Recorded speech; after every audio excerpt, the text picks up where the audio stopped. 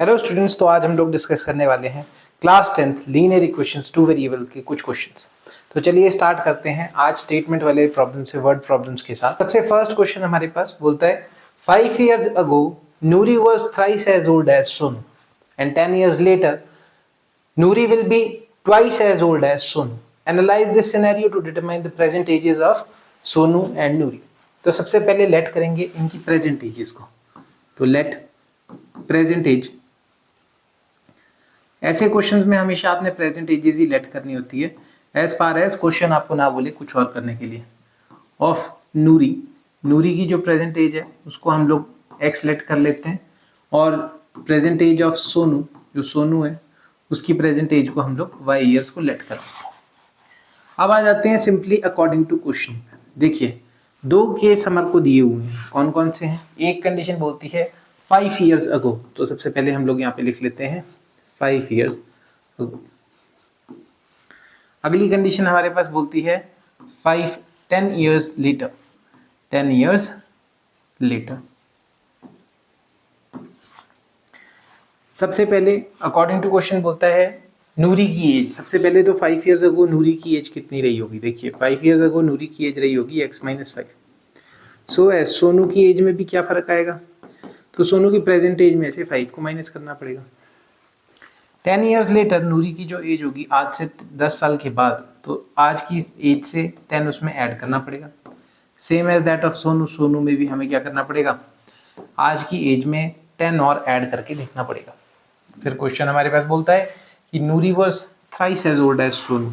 नूरी जो है वो सोनू की एज के कितना है, थ्राइस। थ्राइस मतलब 3 times दैट ऑफ सोनू। तो नूरी की एज कितनी है यहाँ पे, x-5 is equals to 3 into y-5। इस सिनेरियो को समझेंगे तो it becomes x-5 is equals to 3y-15।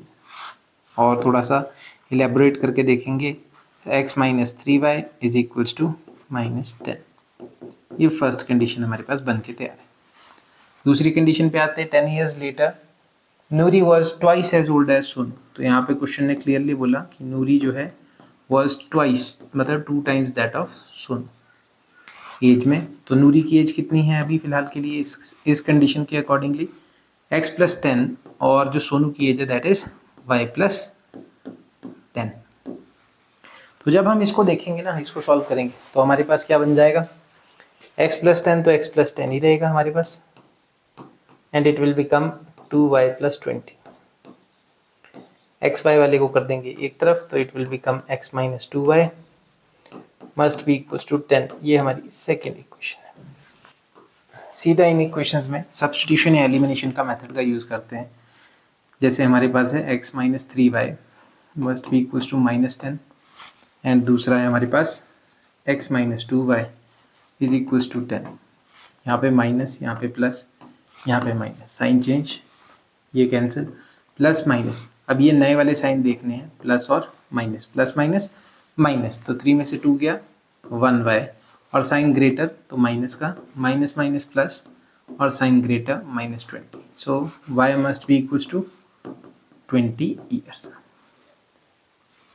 ये हमारे पास एक आंसर आ गया है, और इसी को आप इन दोनों में से किसी भी एक इक्वेशन पुट करके देख लो तो x भी आ जाएगा, मतलब नूरी की एज भी आ जाएगी। जैसे x-2y is equals to 10, so it becomes x-40 is equals to 10, और इस 40 को दूसरी तरफ भेजेंगे तो it becomes x is equals to 50। तो नूरी की age was 50 years, whereas Sonu की एज जो है वो 20 years है। The sum of two digit number is 9. Also 9 times this number is twice the number obtained by reversing the digits. जब भी आपको नंबर वाला क्वेश्चन आएगा, और मोस्ट प्रोबेबल है ऐसा क्वेश्चन आपको पूछा जाए, तो नंबर वाले क्वेश्चन में आपने टेक्निक हमेशा ध्यान रखनी है। क्या टेक्निक याद रखनी है, क्या चीज़ लेट करनी है, वो आपको पहले से पता होना चाहिए। क्या क्या चीज़ें लेट करते हैं ऐसे क्वेश्चन में, लगभग कंडीशन में आपको ध्यान रखना है कि लेट, सबसे पहले आपने लेट करना है let units digit. Units digit हमारे पास कितनी होनी चाहिए, तो यूनिट्स डिजिट को अगर हम लोग लेट करें इट मस्ट बी x, और सिमिलरली लेट टेंस डिजिट, अगर हम टेंस डिजिट को लेट करें तो इट विल बी y। सबसे पहले हम लोग नंबर बनाएंगे कि नंबर एक्चुअल में दिखता कैसे है। अब देखो जो यूनिट डिजिट है तो यूनिट प्लेस पे सिंपल प्लस, जो टेंस डिजिट है वो 10 का मल्टीपल होता है तो 10y ऐसा, ये ध्यान रखना आपने। इसको मैं आपको यहाँ पे समझाता हूँ हमने ऐसा किया क्यों। जैसे कोई भी एक 2 डिजिट नंबर मान लो, लेट से 24, तो 1 डिजिट नंबर को सिंगली लिखेंगे और जो 2 है, जो 10 डिजिट नंबर है वो 10 का मल्टीपल होगा ऐसे। तो सबसे पहले बना होगा 2 10 20 एंड प्लस 4 इज 24।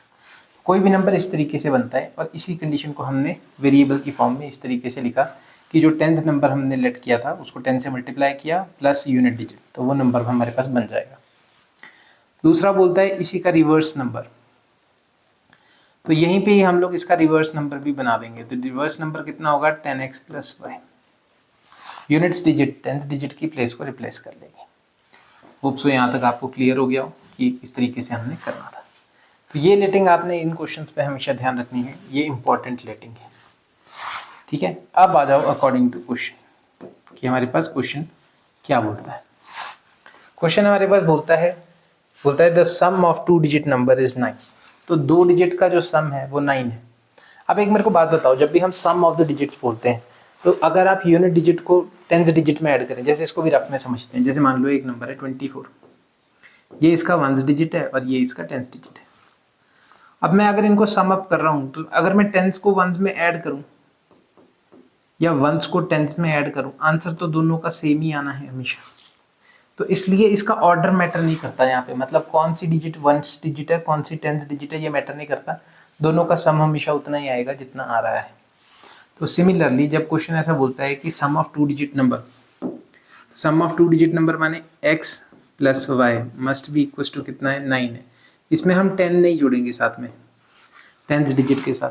क्यों नहीं जोड़ेंगे? क्योंकि यहाँ पे मैटर नहीं करता कि हमने किसको पहले लिखा किसको बाद में, दोनों का सम फिर भी करके कितना आएगा 9 ही आएगा। नेक्स्ट बोलता है also 9 times the number is twice the number obtained by reversing the digit. तो जैसा ये बोलता है वैसे हम लिख लेते हैं 9 times the number is equal to twice the number obtained by reversing the digit, मतलब रिवर्स नंबर। ये क्वेश्चन ने हमें बताया है, इसके अकॉर्डिंगली इक्वेशन बनाने की कोशिश करेंगे। 9 टाइम्स नंबर था हमारे पास 10y plus x is 2 times the number obtained by reversing the digit that is 10x plus Y.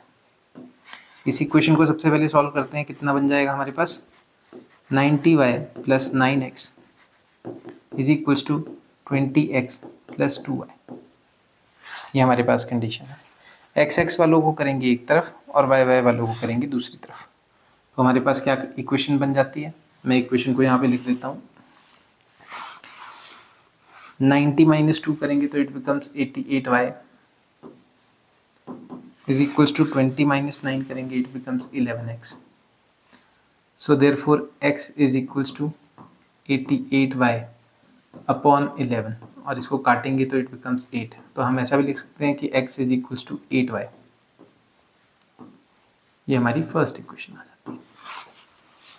Hope so यहाँ तक आपको समझ में आ गया होगा हमने क्या किया, ठीक है। लेटिंग इसी तरीके से करनी है जैसे क्वेश्चन ने बोला था सम ऑफ 2 डिजिट्स 9 के बराबर है, हमने वही लिखा। बोलता 9 टाइम्स द गिवन नंबर,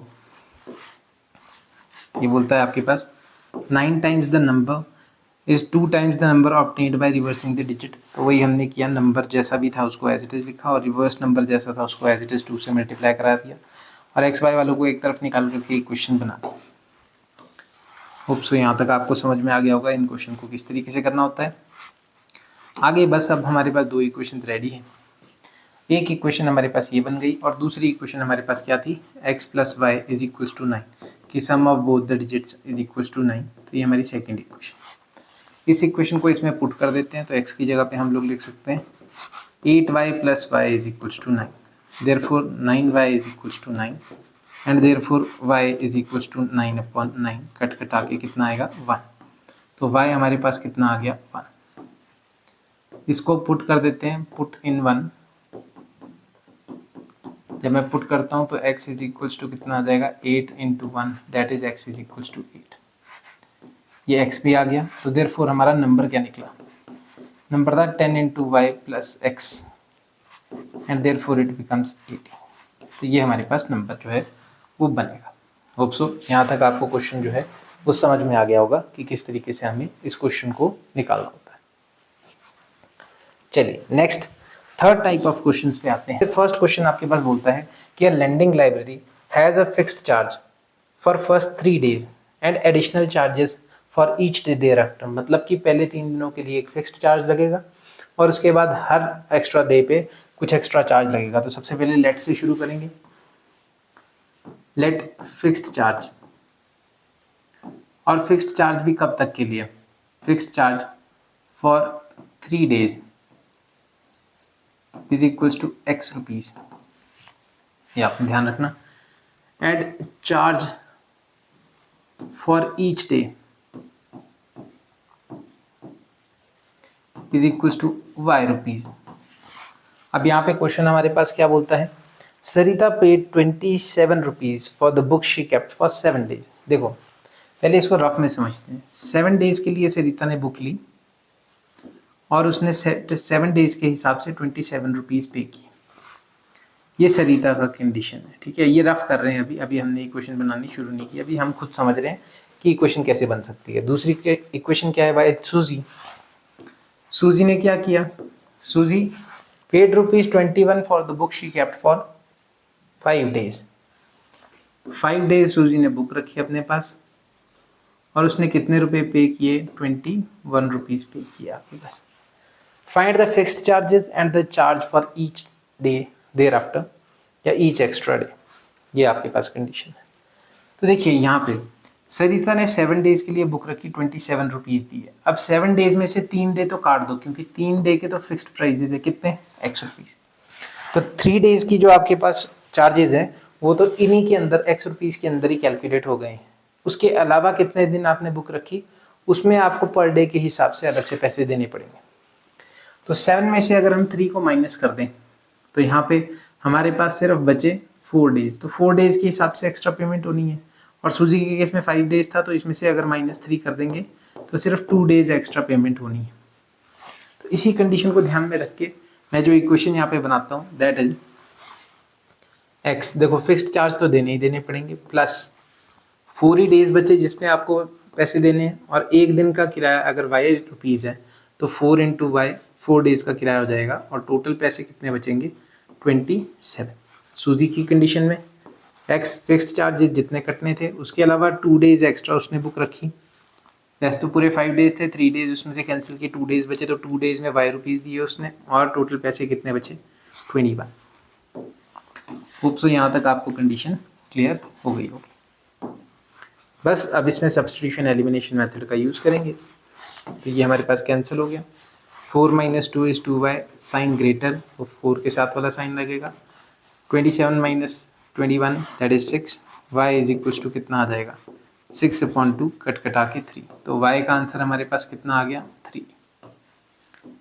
तो ईच डे देयर आफ्टर का जो आपके पास पर डे के हिसाब से जो कॉस्ट है दैट इज 3 रुपीज़। इसको फर्स्ट इक्वेशन में पुट कर देते हैं, तो x + 4 × 3 दैट इज 27। तो x इज इक्वल्स टू 27 - 12। तो x must be equals to कितना आना चाहिए हमारे पास? 15 रुपीज़। ये हमारे पास कंडीशन बनेगी। होप सो यहाँ तक आपको क्वेश्चन जो है अच्छे से समझ आ गए होंगे कि किस तरीके से आपको लीनियर इक्वेशंस की वर्ड प्रॉब्लम्स पे ध्यान देना है। ये कुछ ऐसी वर्ड प्रॉब्लम्स है जो कि लगभग पेपर में बार बार रिपीटेड रहती है। यहाँ पे भी अगर आप देखोगे तो आपके पास CBSE PYQs के अंडर ही ये सारे क्वेश्चंस हैं जो मैंने आपके साथ डिस्कस किए। ऐसी और वीडियोज़ के लिए सब्सक्राइब करें ब्रिलियंस एकेडमी शिमला को।